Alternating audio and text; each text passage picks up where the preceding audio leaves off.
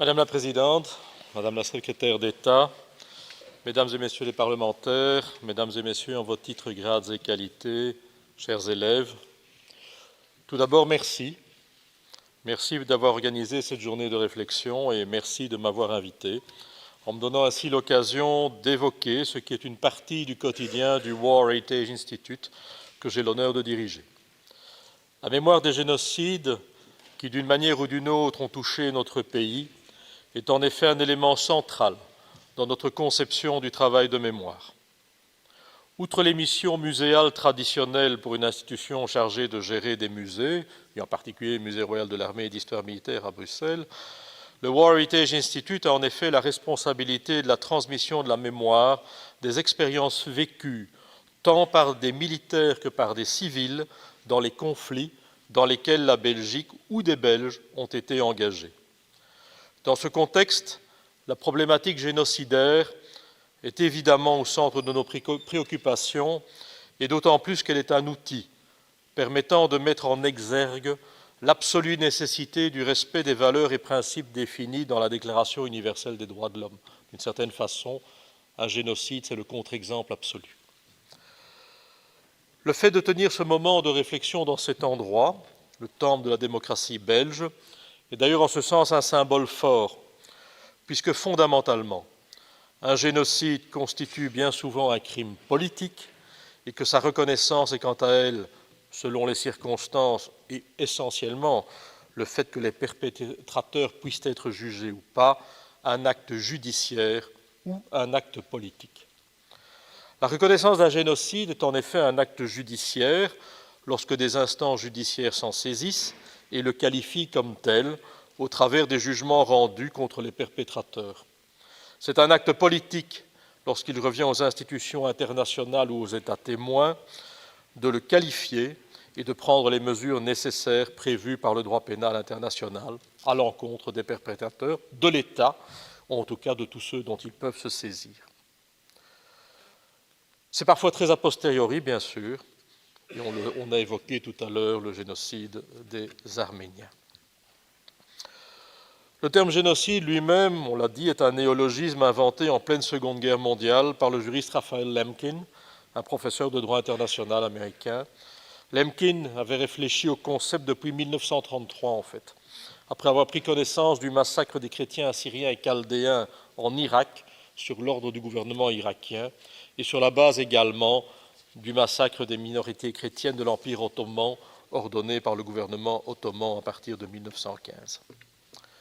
Le mot génocide apparaît pour la première fois dans une étude de Lemkin publiée en 1944 par la Fondation Carnegie pour la paix internationale et intitulée Axis Rule in Occupied Europe, Laws of Occupation, Analysis of Government, Proposals to Redress. Le chapitre 9, page 79, outre quelques considérations sur l'étymologie du mot, commence de la manière suivante, et je cite « De nouvelles conceptions supposent l'adoption de nouveaux termes. Par génocide, nous entendons la destruction d'une nation ou d'un groupe ethnique. Ce mot, forgé pour signifier une vieille pratique dans son évolution moderne, ne signifie pas nécessairement la destruction immédiate d'une nation, sauf lorsqu'il est réalisé par des meurtres en masse de tous les membres d'une nation. Il entend plutôt signifier un plan coordonné de différentes actions visant à la destruction de fondements essentiels de la vie de groupes nationaux dans le but d'exterminer les groupes eux-mêmes. Un tel plan aurait pour objectif la désintégration des institutions politiques et sociales, de la culture, de la langue, des sentiments nationaux, de la religion et de la vie économique de groupes nationaux, ainsi que la suppression de la sécurité personnelle, de la liberté, de la santé, de la dignité, voire de la vie des personnes appartenant à ces groupes. Le génocide vise le groupe national en tant qu'entité et les actions en question sont dirigées contre des individus, non pas ès-qualité, mais en tant que membres du groupe national. » Fin de la citation. Même s'il est l'objet de nombreuses discussions et critiques qui le feront d'ailleurs évoluer jusqu'à sa forme actuelle et qu'il ne sera que marginalement utilisé lors des procès de Nuremberg, Le néologisme est rapidement adopté par le monde politique et juridique, dès lors qu'il permet de qualifier certains crimes monstrueux que la définition habituelle du crime contre l'humanité ne recouvre pas entièrement. C'est ainsi que la toute jeune Organisation des Nations Unies met en place une structure chargée de prévenir le risque de génocide et adopte, le 9 décembre 1948, et c'est symboliquement intéressant puisque c'est la veille du jour de l'adoption de la Déclaration universelle des droits de l'homme, une convention pour la prévention et la répression du crime de génocide. Les dispositions de l'article 2 de la Convention seront ultérieurement reprises à l'article 6 du statut de la Cour pénale internationale adopté en 1998. Les deux textes stipulent « Dans la présente Convention, le génocide s'entend de l'un quelconque des actes commis ci-après, commis dans l'intention de détruire, ou tout, ou en partie, un groupe national, ethnique, racial ou religieux comme tel. » Ce sont le meurtre de membres du groupe, les atteintes graves à l'intégrité physique ou mentale de membres du groupe, la soumission intentionnelle du groupe à des conditions d'existence devant entraîner sa destruction physique totale ou partielle, des mesures visant à entraver les naissances au sein du groupe, et enfin, le transfert forcé d'enfants du groupe à un autre groupe. Ce texte est essentiel en ce qu'il précise les deux éléments du crime de génocide, l'élément matériel, mais aussi et sans doute surtout l'élément moral, c'est-à-dire l'intention de détruire en tout ou en partie un groupe national, ethnique, racial ou religieux comme tel. Ainsi, il faut relever que les actes matériels contre un groupe de personnes ne suffisent pas à établir le crime de génocide. Encore faut-il que les perpétrateurs soient animés d'une intention génocidaire, c'est-à-dire de l'intention de détruire le groupe en tant que tel en s'en prenant à ses membres pour le simple fait qu'ils font partie du groupe. La Convention pour la prévention et la répression du génocide a été complétée ensuite par divers textes, dont le Pacte international aux droits civils et politiques adopté le 16 décembre 1966, qui stipule que tout appel à la haine raciale, nationale ou religieuse qui constitue une incitation à la discrimination, à l'hostilité ou à la violence est interdit par la loi. La Convention sur l'élimination de toutes les formes de discrimination raciale, qui interdit toute incitation au racisme, et la Convention sur l'imprescriptibilité des crimes de guerre et des crimes contre l'humanité, adoptée le 26 novembre 1968, qui recouvre entre autres le crime de génocide. D'abord principalement employé à propos des nazis et de l'extermination du peuple juif en Europe, le terme de génocide sera de plus en plus utilisé pour catégoriser la destruction méthodique ou la tentative de destruction totale ou partielle d'un groupe national, ethnique, racial ou religieux. Le crime peut prendre la forme d'une élimination physique pure et simple, mais aussi consister à briser les membres du groupe physiquement ou mentalement, à les rendre incapables de procréer ou à leur enlever leur enfant pour les confier à d'autres personnes, avec comme objectif de rendre impossible la vie du groupe. Comme toujours en matière humaine, le concept de génocide sera l'occasion de débats nombreux et passionnés au sein du monde académique, entre les juristes, les historiens, les sociologues et au sein du monde politique, bien entendu, pour fixer les limites de son application. Je vous ferai grâce de ces débats qui nous emmèneraient bien au-delà du temps d'intervention qui m'est imparti. De manière très schématique, on peut observer deux tendances principales. Celle de ceux qui, d'une part, veulent s'en tenir à une interprétation restrictive de la définition de manière à ne pas la galvauder, et celle de ceux qui, d'autre part, estiment que toutes les formes de massacres extrêmes devraient être considérées comme des génocides. Il ne m'appartient pas de trancher ce débat difficile, mais il me semble important de rappeler qu'à ce jour, seuls 3 génocides sont explicitement reconnus par la communauté internationale dans son ensemble. Il s'agit du génocide des populations juives d'Europe perpétré par les nazis et leurs alliés au cours de la Seconde Guerre mondiale, du génocide des Tutsis par les Tutsis en 1994 et le génocide commis enfin contre les populations bosniaques en juillet 1995 par les troupes serbes de Bosnie et par des groupes paramilitaires. Outre ces 3 génocides explicitement reconnus par la communauté internationale au travers de jugements ou de déclarations politiques explicites, il est permis de se demander si une série de crimes de masse commis depuis le début du XXe siècle, et je m'arrêterai au XXe siècle, peuvent être également considérés comme des génocides.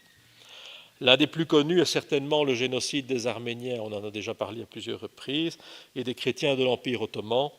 exécutés, assassinés sur l'ordre des autorités ottomanes et tout particulièrement de Talat Pacha, ministre de l'Intérieur.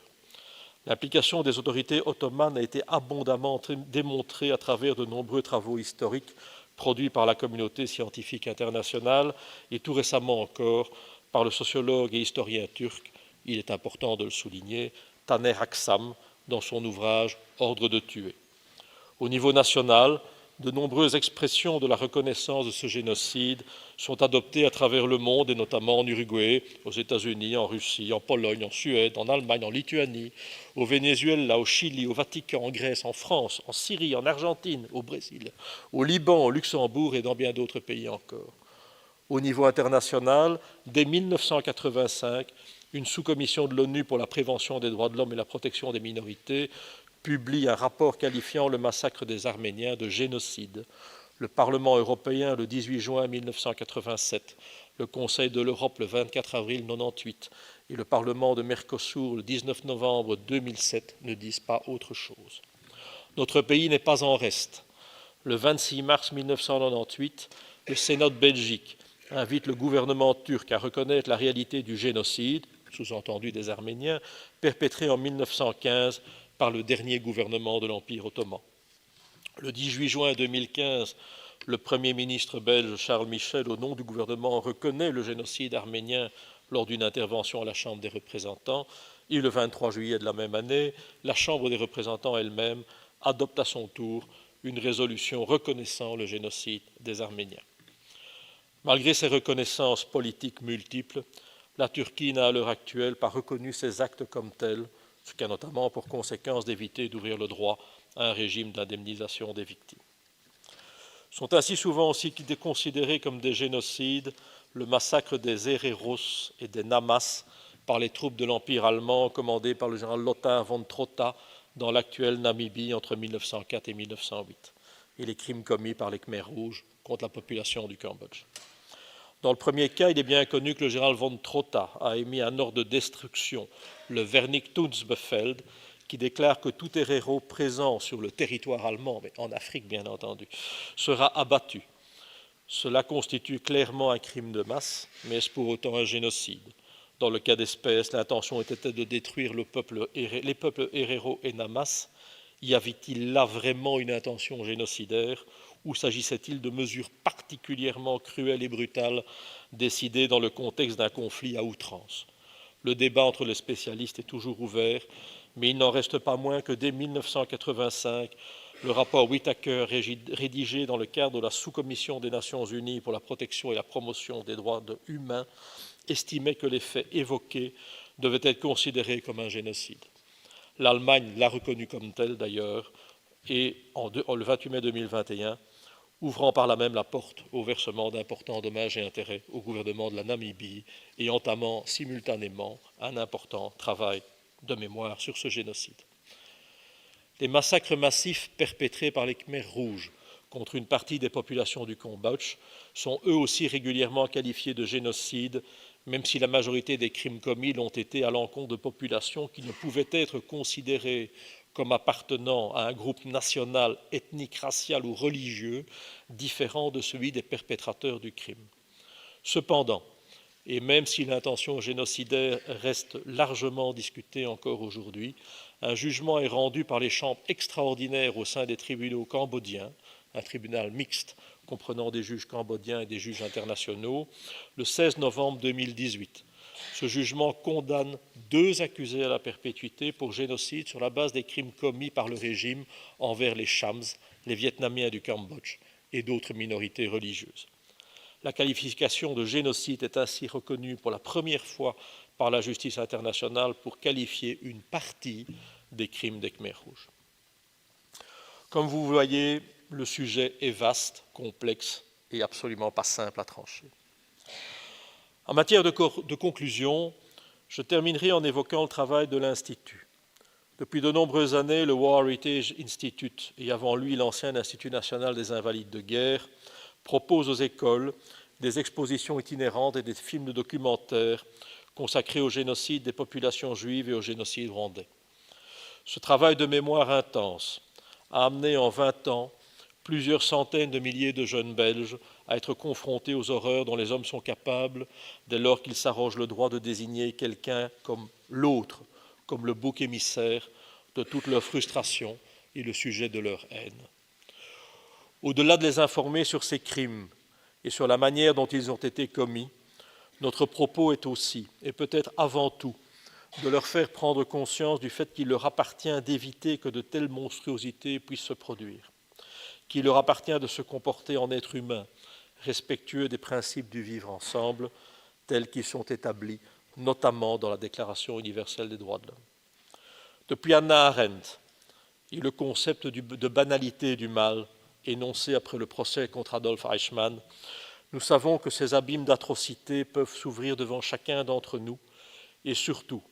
que si nous pouvons être victimes, nous pourrions aussi bien, convenablement conditionnés, devenir des bourreaux. Ainsi,